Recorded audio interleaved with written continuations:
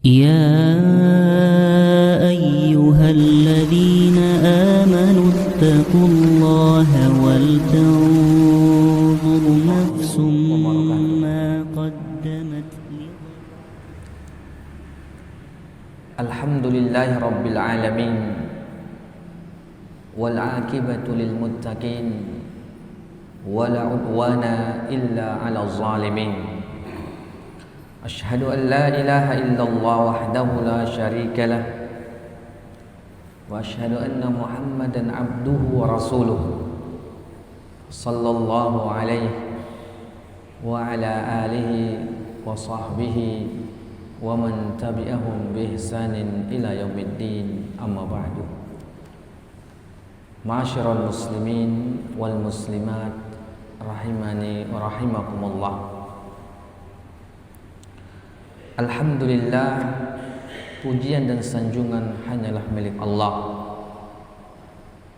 Kita bersyukur atas nikmat yang Allah berikan kepada kita. Kemudian kita juga tidak lupa untuk senantiasa menyampaikan salam hormat kita kepada baginda Rasul sallallahu alaihi wasallam. Kita mengharapkan syafaat beliau pada hari akhir kelak. Pada kesempatan yang mulia ini, kita akan melanjutkan pembahasan kita dalam kitab Mukhtasar Al-Kalam ala Bulughil Maram. Pada pertemuan yang lalu kita telah menyelesaikan dari hadis-hadis yang berkaitan dengan babul wudu, bab-bab wudu.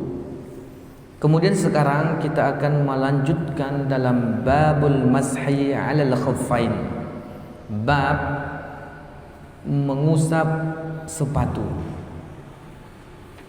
Bab mengusap dua sepatu atau sepasang sepatu. Al-mashu 'ala al-khuffi jaizun 'inda 'ammati ahli al-ilmi. Mengusap sepatu itu diperbolehkan di kalangan seluruh ahlul ilmi. Qala al-Hasanu, Hasan mengatakan, haddatsani sab'una min ashabi Rasulillah sallallahu alaihi wasallam. Ada 70 sahabat Rasul telah menceritakan kepadaku anna Rasulullah, bahwasanya Rasul sallallahu alaihi wasallam masaha 'alal khuffi, mengusap sepatu.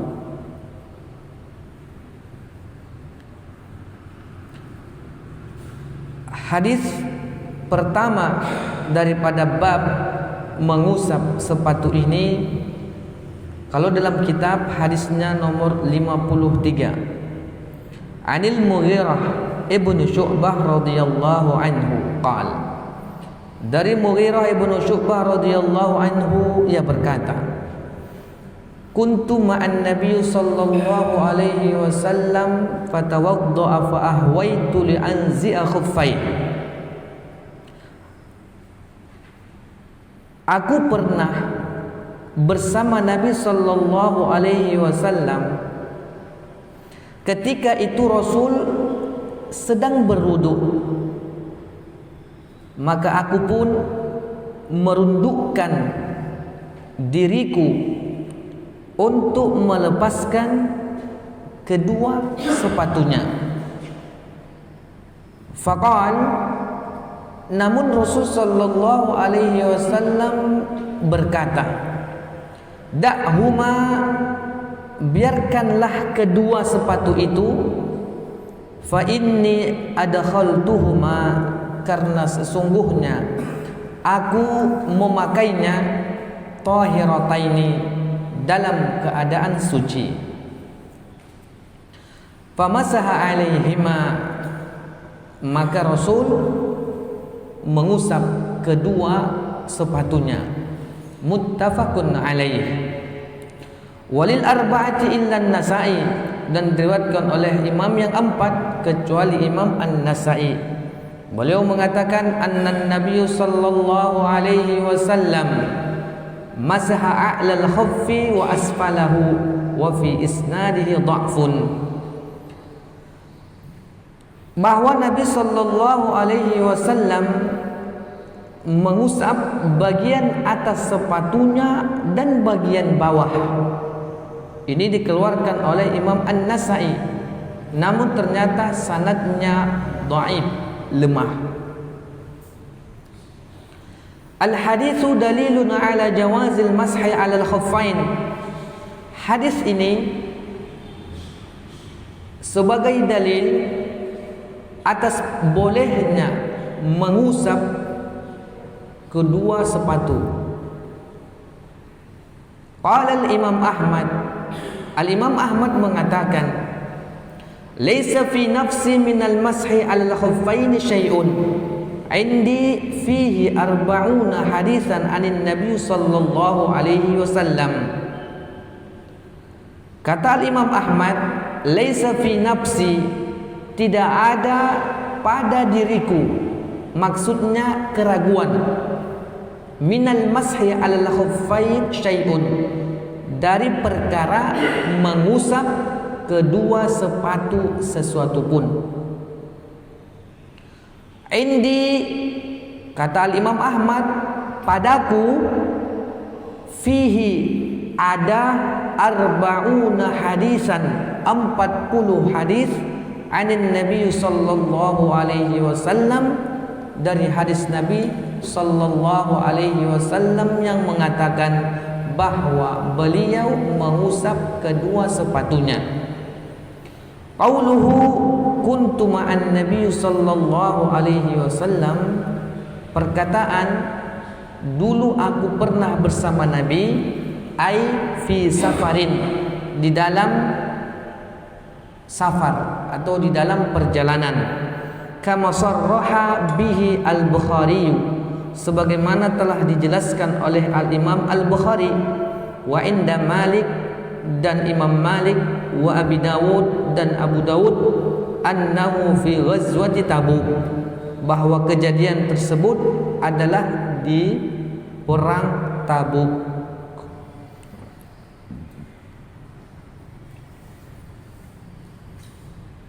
Hadis yang telah kita bacakan adalah hadis yang menceritakan kepada kita, ternyata ahlul ilmi, para ulama, membolehkan bagi seseorang yang apabila ia memakai sepatu untuk diusap, tetapi dengan cara apa yang telah Rasulullah praktekkan. Dan kita harus tahu dulu bahwasanya al-khuf, sepatu ini ukurannya haruslah lewat mata kaki. Kalau sepatunya enggak menutupi mata kaki, maka tak dibilang namanya khuf ataupun sepatu. Atau yang sejenisnya seperti kaos kaki. Nanti para ulama mengkiaskan bahwa kaos kaki juga masuk dalam bab al-khuf. Kemudian khuf ini pada zaman dahulu terbuat dari kulit, dan ia, kalau kita zaman sekarang itu kayaknya apalah itu, sepatu buat keras sekali kan. Nah, jadi yang penting dia sepatunya itu terbuat dari kulit. Nah, jadi bisa nanti kita lihat di Google. Jadi itu dia, ukurannya itu harus menutupi mata kaki. Kalau enggak bisa diamalkan mengusap khuf. Kemudian Rasul sallallahu alaihi wasallam sebelum memakai khuf, sebelum memakai sepatu, beliau suci dulu, artinya berwuduk dulu, kemudian memakai sepatu. Nah, tatkala batal wudhu yang pertama tadi, kemudian ingin mengambil wudhu yang kedua, maka sepatunya tidak harus ditanggalkan atau tidak harus dilepaskan. Cukup mengusap khuf, mengusap sepatu bagian atasnya dan bukan bagian bawahnya, sebagaimana yang diriwayatkan oleh Al-Imam An-Nasa'i, dan hadisnya adalah dhaif, lemah. Jadi nanti akan disebutkan bahwasanya tata cara mengusap sepatu itu atau kaus kaki itu adalah di permukaan bagian atas sepatu atau kaus kaki tersebut. Bahkan Al-Imam Ahmad mengabarkan kepada kita ada lebih 40 hadis yang menceritakan bahwasanya Nabi kita Muhammad sallallahu alaihi wasallam mengusap sepatunya. Oleh sebab itu kita harus pernah mengamalkannya. Nah, kita belilah kaos kaki kita yang agak mantap sedikit, agak barulah. Jangan pula yang udah bau kali. Nah, misalnya kaos kaki untuk olahraga futsal, udah hampir 2 bulan gak dicuci. Kemudian aku mengamalkan hadis lah. Nah, kita pakai pula masuk ke masjid kita. Nah, orang pun wah bau sambal belacan. Nah, tuh jangan pula kayak gitu. Yang penting kaos kakinya atau sepatunya yang bagus. Selanjutnya hadis yang ke-54. Wan Ali radhiyallahu anhu annahu qala, dari Ali radhiyallahu anhu bahwasanya beliau berkata, "Lau kana ad-dinu bir-ra'yi lakana asfalul khuffi awla bil mashi min a'lahu." Ali bin Abi Thalib mengatakan, "Lau kana ad-dinu bir-ra'yi," kalaulah seandainya agama itu berdasarkan akal fikiran, lakana asfalul khuffi, sungguh bagian bawah daripada sepatu aula, lebih utama, bil mashi, dibasuh, min a'lahu, daripada bagian atasnya. Wa qad ra'aitu Rasulullah sallallahu alaihi wasallam, dan sungguh aku pernah melihat Rasul sallallahu alaihi wasallam yamsahu ala zahiri khuffai, beliau mengusap bagian atas sepatunya. Akhrajahu Abu Dawud bi isnadin hasan, dikeluarkan oleh Imam Abu Dawud dengan sanad yang hasan. Hadis tersebut dalilun ala anna mahallal mashi zahirul khuffaini la ghair. Hadis tersebut adalah sebagai dalil untuk kita bahwa bagian sepatu yang diusap adalah zahirnya, bagian atasnya, dan bukan bagian lainnya. Wasifatuhu, dan tata cara mengusapnya, ayyam sahabiyadihi min muqaddimil khuffi ila asli saqi marrah wahidah wa yafriju baina asabihi. Tata cara mengusap sepatu itu adalah seseorang mengusap sepatu dengan tangannya dimulai dari bagian depan sepatu hingga ujung tumitnya sekali jalan. Wa yafriju baina asabihi, dan ia pun merenggangkan jari jemarinya. Misal kita punya sepatu nih, maka kita ambil air, kemudian kita usap dari ujung dengan merenggangkan jari jemari sampai ke belakang. Dari bagian depan, min muqaddimil khuffi, dari bagian depan sepatu, ila asli saki, hingga ujung tumit. Dari depan belakang, dah selesai.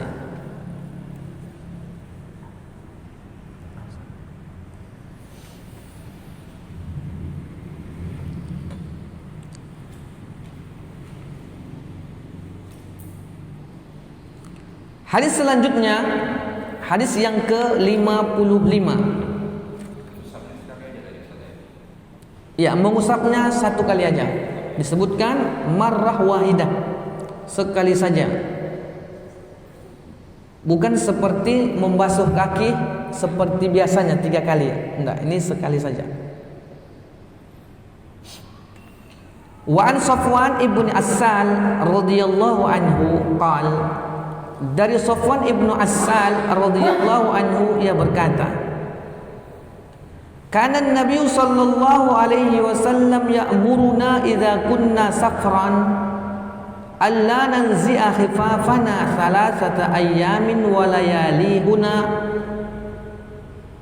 illa min janabah. Dari Safwan ibnu Assal radhiyallahu anhu, ia berkata bahwa Nabi sallallahu alaihi wasallam memerintahkan kami apabila kami melakukan safar, apabila kami melakukan perjalanan, agar tidak mencabut sepatu-sepatu kami selama 3 hari dan 3 malam, illa min janabah, kecuali kami ditimpa oleh hadas besar. Walakin min ghaitin wa baulin wa naumin, baik ketika kami sedang buang air besar ataupun buang air kecil ataupun sedang tidur, jangan dicabut juga. Berarti kakusnya agak mantap nih, bukan kakus sembarangan. Dia suci dia berarti. Akhrajahu an-Nasa'i wa Tirmidzi, dikeluarkan oleh Imam Nasa'i dan Tirmidzi. Wal lafzu lahu, dan lapas baginya. Wa Ibnu Khuzaimah, dan Ibnu Khuzaimah. Wa sahahahu, dan disahihkan oleh mereka. Al-haditsu dalilun ala tawkidil mashi al-khuffain lil musafir 3 ayyam wa layalihinna. Hadis tersebut adalah dalil bahwa batasan waktu mengusap sepatu bagi seorang musafir 3 hari 3 malam. Wa fihi dalalatun ala ikhtisasihi bil wudu' dunal ghusli. Dan di dalam hadis tersebut adalah dalil kita untuk kekhususan mengusap sepatu dalam keadaan kita mengambil wudu, bukan keadaan mandi. Wa huwa ijma'un. Nah, dia hadis perkara tersebut adalah ijma' para ulama. Qala al-Bukhari, al-Imam Bukhari mengatakan, laisa fi tawqiti syai'un asahha min hadis Safwan ibnu Assal al-Muradi.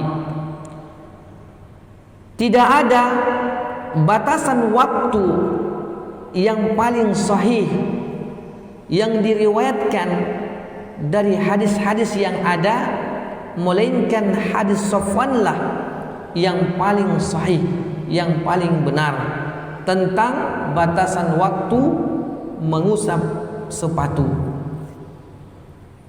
Banyak hadis yang bercerita tentang batasan waktu, namun hadis yang paling sahih adalah hadis yang diriwayatkan oleh Safwan ibnu Assal al-Muradi. Nah, kita juga bisa mengambil pelajaran bahwasanya tatkala kita ingin mandi, ya kita bukalah sepatunya, basah pula nanti. Tetapi wudu enggak. Makanya tatkala kita sedang tidur, misalnya di perjalanan, capek kita, udah kita baringkan aja dengan sepatu-sepatu kita tanpa harus dilepas. Jadi 3 hari 3 malam sepatu itu berada di kaki kita, tidak dilepas-lepas. Namun tatkala kita ingin mandi, maka dia harus dilepas. Namun apabila kita memang misalnya dalam pendidikan, entah kepolisian, entah tentara, entah pramuka, kalau keadaannya memang terpaksa, misalnya memang 3 hari 3 malam itu nggak boleh ganti pakaian, walaupun berlumpur-lumpur, basah-basah tetap dipakai, maka ini tak apa-apa. Karena di sini hanya disebutkan wahwa ijma', yang ijma'nya para ulama mengatakan kekhususan membasuh khuf adalah tatkala kita mengambil wudu. Nah, sedangkan nanti kalau mandi kan kita basahkan juga semuanya. Misalnya seperti itu. Karena nanti kan kalau kita ingin mandi janabah, ya harus dari ujung rambut sampai ujung kaki harus semua kena. Nah, masuk. Tapi kalau tatkala kita misalnya pendidikan, nah kemudian kita janabah di malamnya, ya mandi guyur aja semuanya. Nah, seperti itu dia keadaannya. Selanjutnya hadis yang ke-56, wa an Ali ibni Abi Thalib radhiyallahu anhu qala, dari Ali ibni Abi Thalib radhiyallahu anhu, ia berkata, ja'ala Rasulullah sallallahu alaihi wasallam 3 ayyamin wa layalihinna lil musafir. Rasulullah sallallahu alaihi wasallam membuat 3 hari 3 malam bagi musafir mengusap khuf atau sepatu, wa yauman wa lailatan lil mukim, dan 1 hari 1 malam bagi orang yang mukim, yakni fil mashi alal khuffain, artinya di dalam membasuh kedua sepatu. Akhrajahu Muslim, dikeluarkan oleh Imam Muslim. Al haditsu dalilun ala masyru'iyyatil mashi alal khuffain lil mukim aidan. Hadis ini dalil kita bahwa ternyata membasuh kedua sepatu itu masyru'iyah, disyariatkan bagi orang yang mukim juga, orang yang tidak bepergian. Wa ala tauqitihi biyaumin wa lailatin, dan waktunya itu 1 hari 1 malam. Wa inna mazada lil musafir fil muddati bi masyaqqatis safar, dan sesungguhnya ditambahkan waktu untuk mengusap sepatu bagi seorang musafir fil muddah, pada tambahan waktu, lima syaqqatis safar, karena faktor kesulitan dalam perjalanan.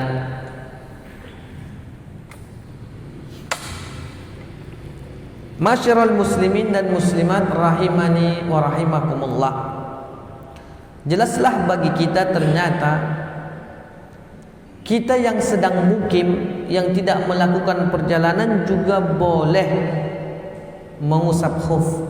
Apalagi 2 hari terakhir ini musim hujan, agak bergaya sedikit kita pakai kaos kaki sholat, nggak apa-apa, kita usap aja khufnya. Seperti itu dia, biar agak keren sedikit. Pakai kaos kaki kita sholat, apalagi dingin-dingin kayak gini, pakai dulu. Sambil mengamalkan hadis-hadis Nabi sallallahu alaihi wasallam. Ataupun nanti kita order, mungkin misalnya ada khuf yang asli dari Arab, mungkin entah kita beli di di marketplace, ada tuh jual, agak gaya-gaya sedikit, kita pakai, dia nggak apa juga, ada dia khufnya.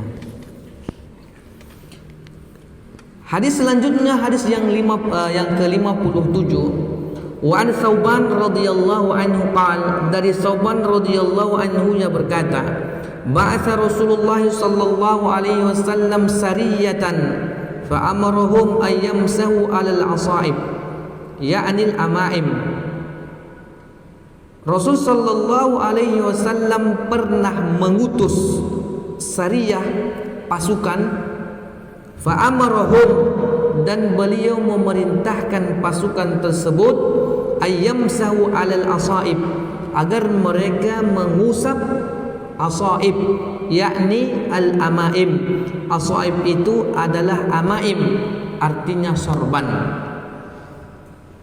Wat tasakhin, dan sepatu-sepatu, yakni al-khifaf, yaitu khuf. Rawahu Ahmad, dikeluarkan atau diriwayatkan oleh Imam Ahmad, wa Abu Dawud, dan Imam Abu Dawud, wa sahahahu al-Hakim, dan al-Hakim, Imam al-Hakim mensahihkan hadis tersebut. Zahirul hadithi jawazul mashi 'alal amaim kal mashi 'alal khuffain. Zahir hadis ini membolehkan mengusap sorban seperti halnya mengusap sepatu. Wabihi qala al-Imam Ahmad wa jamaah. Nah, dengan itulah mereka al-Imam Ahmad dan jamaah berpendapat. Jadi Imam Ahmad dan jamaah dan imam-imam yang lain, atau dan Imam Ahmad dan ulama-ulama Hambali juga mengatakan tersebut. Namun waqala al-jumhur la yamsahu 'alaiha, tetapi jumhur ulama tidaklah membolehkan mengusap di atas sorban. Wakila la yamsahu illa li uzrin kal bardi wa nahwihi. Disebutkan juga atau dikatakan sebahagian ulama tidak boleh membasuh atau mengusap sorban kecuali karena ada uzur seperti dingin dan yang lainnya. Pada dasarnya ternyata apabila kita punya sorban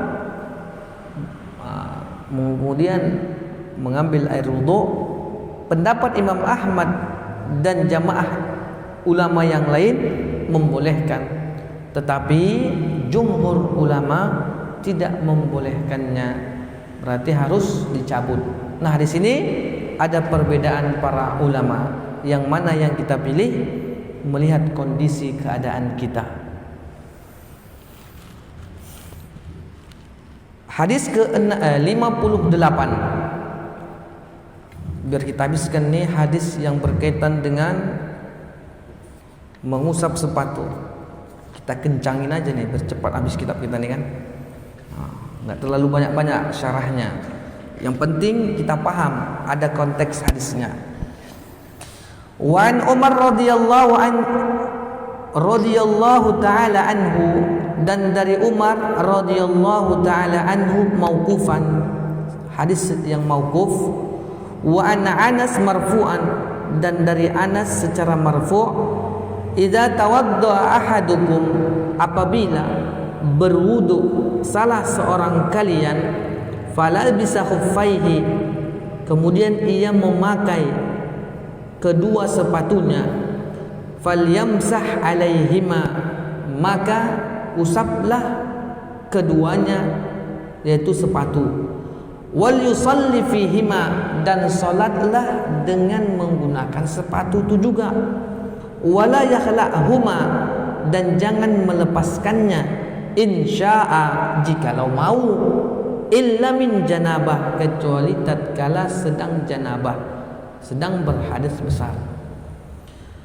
Akhrajahu ad-Daruqutni wal Hakimu wa sahahahu, dikeluarkan oleh ad-Daruqutni dan al-Hakim, dan mereka mensahihkannya. Al-haditsu dalilun ala syartiyyati at-taharah al-kamilah qabla lubsil khuffain. Hadis ini sebagai dalil bagi kita bahwa syarat suci yang sempurna, artinya syaratnya harus suci secara sempurna sebelum memakai kedua sepatu. Kama fi qaulihi, sebagaimana di dalam hadis yang lain, fi hadis Mughirah, yang diriwayatkan daripada hadis Al-Mughirah inda Abi Dawud, yang dikeluarkan oleh Abu Dawud, fa inni adkhaltu al-qadamaini wa huma tahiratani, sesungguhnya aku memasukkan kedua kakiku ke dalam sepatu itu, wa huma tahiratani, dalam keadaan suci. Ma'syiral muslimin wal muslimat rahimani wa rahimakumullah. Hadis ini juga mengajarkan kepada kita bahwasanya ternyata bolehnya seseorang sholat dengan menggunakan sepatu, menggunakan sendal dan yang lain sebagainya. Kok di masjid ini nggak tahu kita boleh enggak?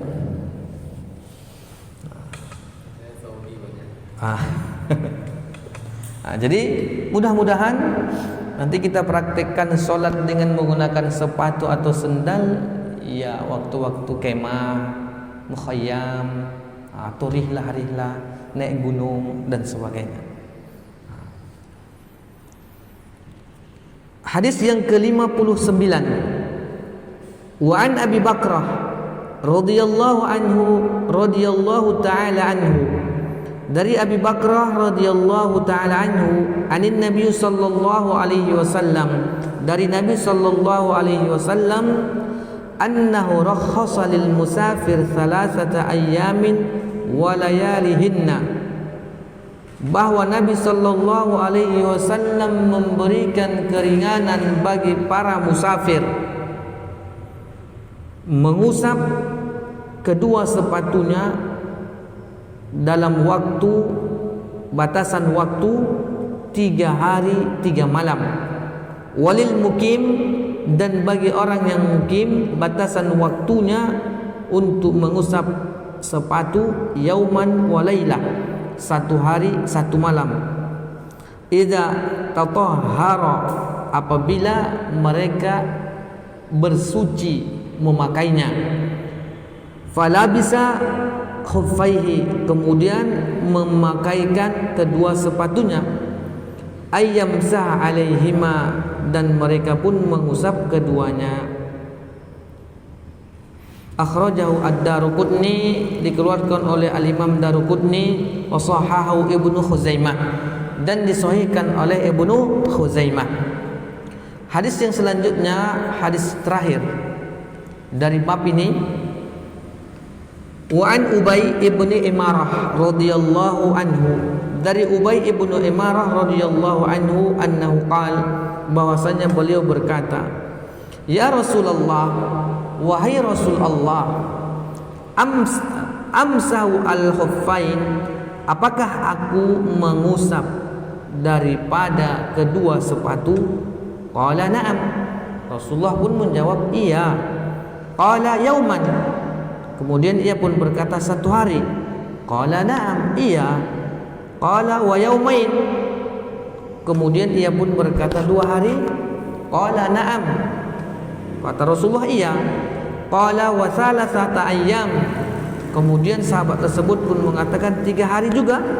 Qala na'am, iya.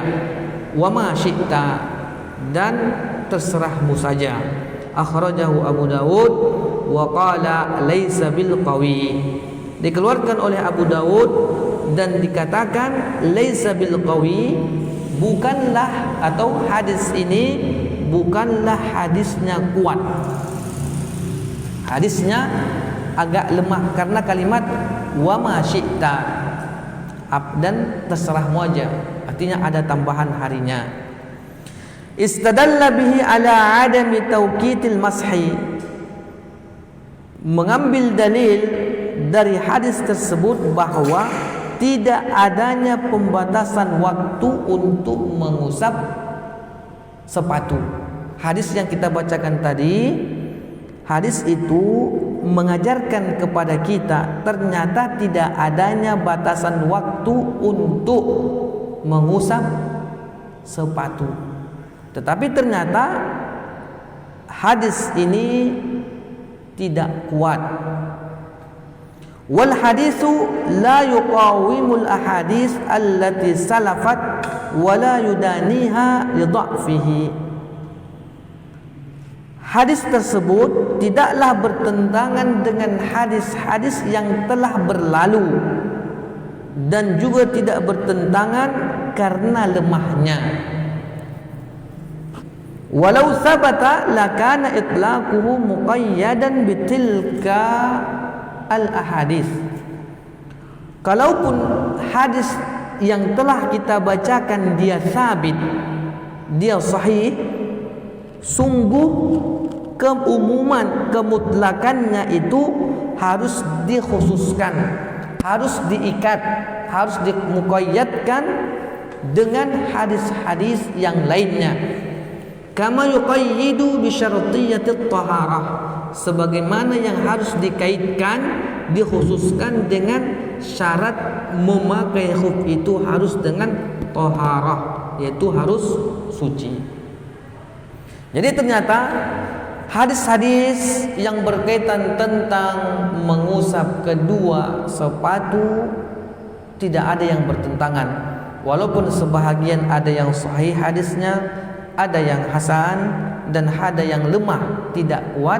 Maka semua hadis-hadis tersebut tidaklah masalah, tidaklah bertentangan, tidaklah bertabrakan, namun harus kita kaitkan antara hadis satu dan hadis yang lainnya dalam penetapannya untuk mengambil istidlal, kesimpulan, dalil dalam hal perkara-perkara mengusap kedua khuf kita. Wallahu a'lam bissawab. Itulah hadis-hadis yang berkaitan dengan membasuh ataupun mengusap kedua khuf.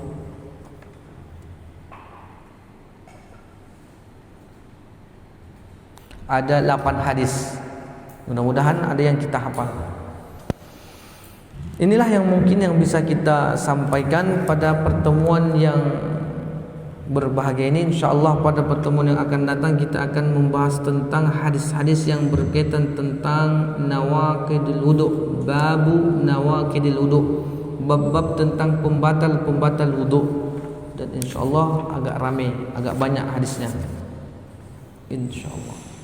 Nah, mana tahu ada yang mau ditanyakan tentang masalah. Nah, diperbolehkan seorang sholat menggunakan sepatu atau sendal. Dan jadi pertanyaannya sekarang, seandainya sendal itu di telapaknya itu ada kotoran, gimana itu? Nah, kita harus kembali lagi bahwasanya alat-alat atau benda-benda yang dapat mensucikan itu ada 2. Pertama, bendanya adalah air, yang kedua adalah tanah atau debu. Maka tatkala ada di telapak sendal najis ataupun di baju wanita-wanita yang terseret-seret, entah kena kotoran ini, kotoran itu, najis ini, najis itu, maka tanah juga adalah alat untuk mensucikannya. Memang secara zahirnya nampak kotor, tetapi dia sudah suci. Nah, seperti itu dia. Tapi lebih bagus ditambahi dengan air, dibersihkan dulu lagi dia telapaknya itu. Nah, tapi untuk menghilangkan zatnya itu ya kita gosok-gosokkan, maksudnya ke tanah tuh. Bukan lengket juga dia. Kasat mata nampak. Iya, jadi yang kasat mata nampak itu kita gosok-gosokkan saja ke bumi atau ke tanah tuh. Kemudian enggak terlalu nampak lagi dia. Udah selesai, aman. Berarti sama pakaian wanita. Nah, sama dengan pakaian wanita yang terseret-seret jilbabnya itu kan. Ada ibu-ibu pakaiannya seperti itu dia. Atau kok laki-laki nggak boleh pula isbal. Nah, laki-laki nggak ada. Ibu-ibu pakaian ibu-ibu yang seperti itu. Nah, kadang kita salah kaprah dalam menilai, itu kan kotor.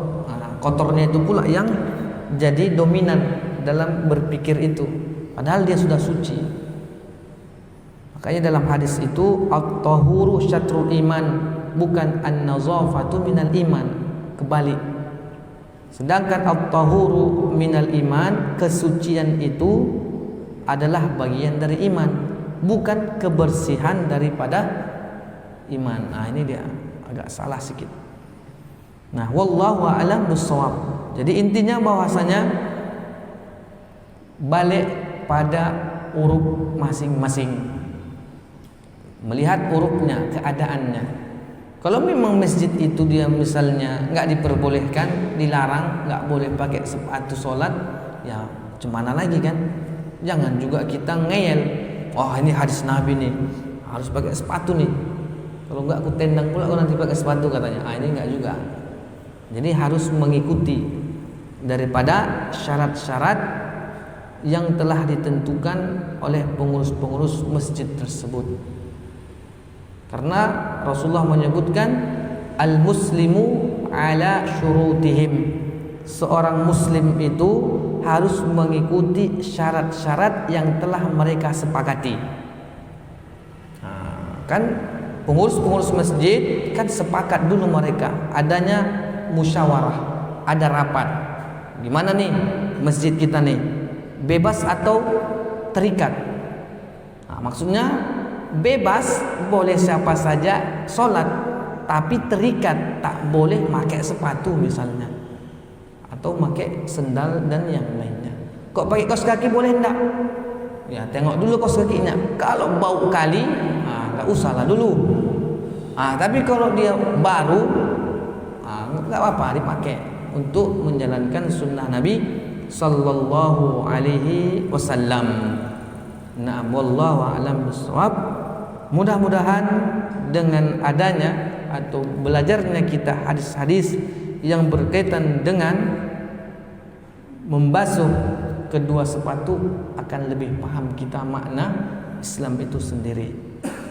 Namun untuk lebih mendalami, ya kita baca buku-buku memang khusus fikih dan lebih banyak melebarnya. Kalau ini kan kitab kita ini kitab hadis yang berkaitan dengan fikih, dan syarahnya pun sengaja kita pilih sedikit supaya inti kita belajar kitab Bulughul Maramnya tercapai. Wallahu a'lam bishawab. Ada lagi pertanyaan Pak? Terkait itu yang salat di penyakit gunung itu gimana salat sepatu? Pakai sepatu aja kalau misalnya di tempat sepatu. pakai sepatu.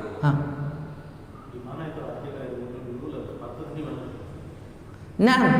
Kalau kita misalnya melakukan kemah ataupun naik gunung, sepatu-sepatu kita sebelum memakainya kita berwuduk dulu suci, kemudian kita pakai, kita ikat, kemudian kita pergi safar naik gunung. Udah di atas ya terserah, jangan lagi dicabut-cabut, apalagi di gunung, dingin cuacanya, angin banyak, kencang dan sebagainya, dan biasanya air pun susah, maka tayamum kebanyakan mereka.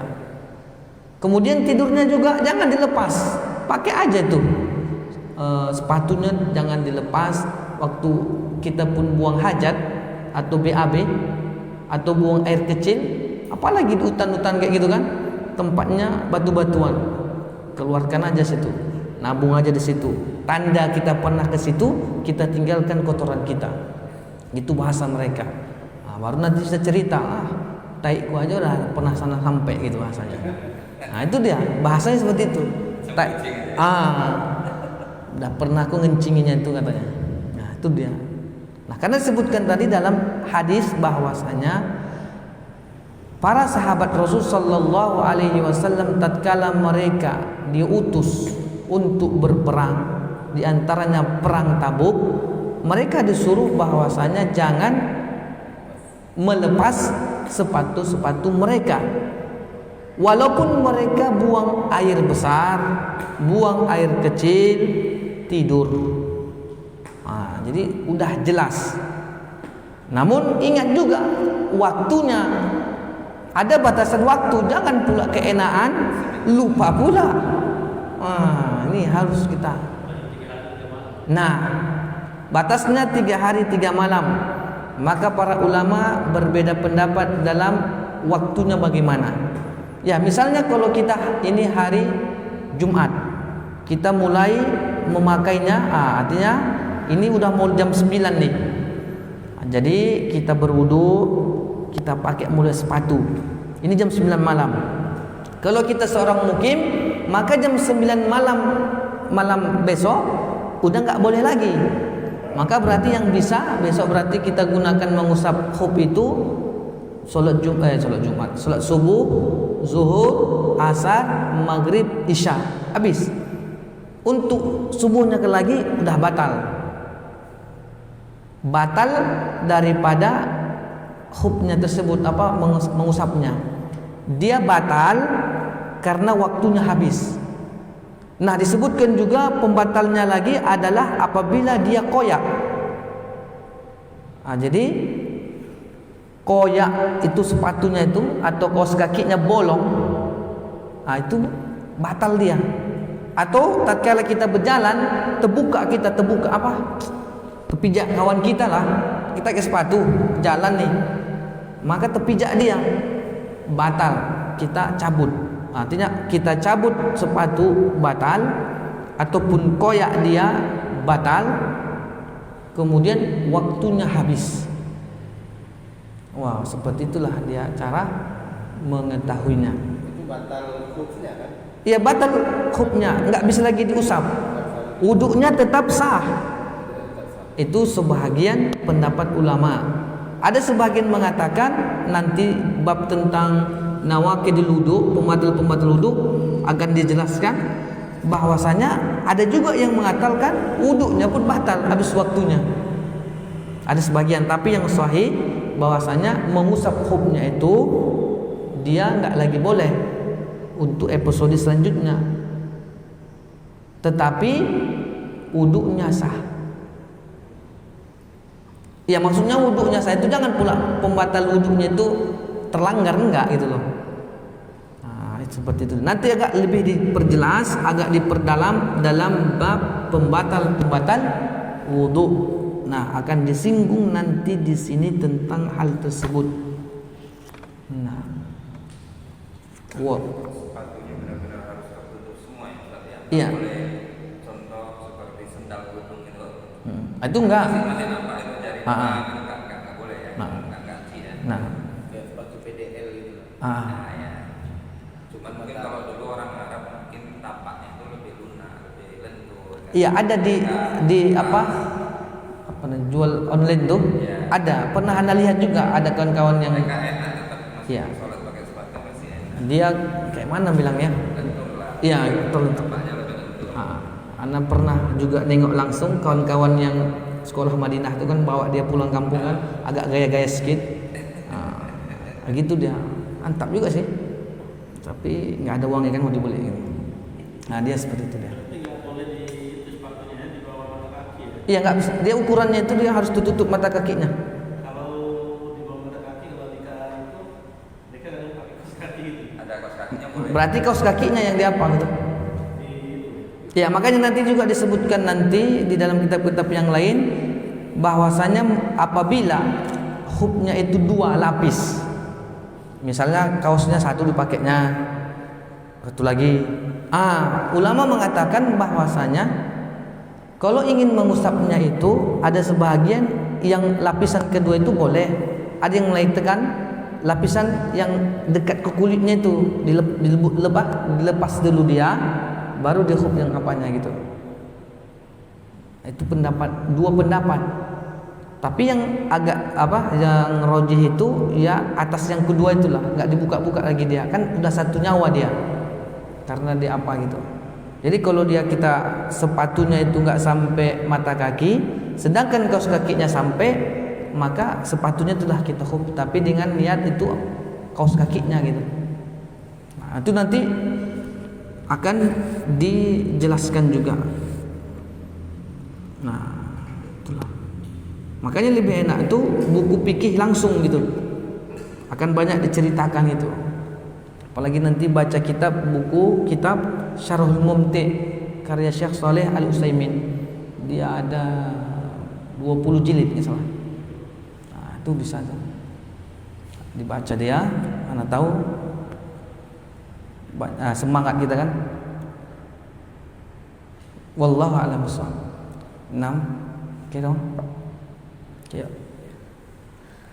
Kita tutup dengan doa kafaratul majlis. Subhanakallahumma wa bihamdika asyhadu an la ilaha illa anta astaghfiruka wa atubu ilaik. Assalamualaikum warahmatullahi wabarakatuh.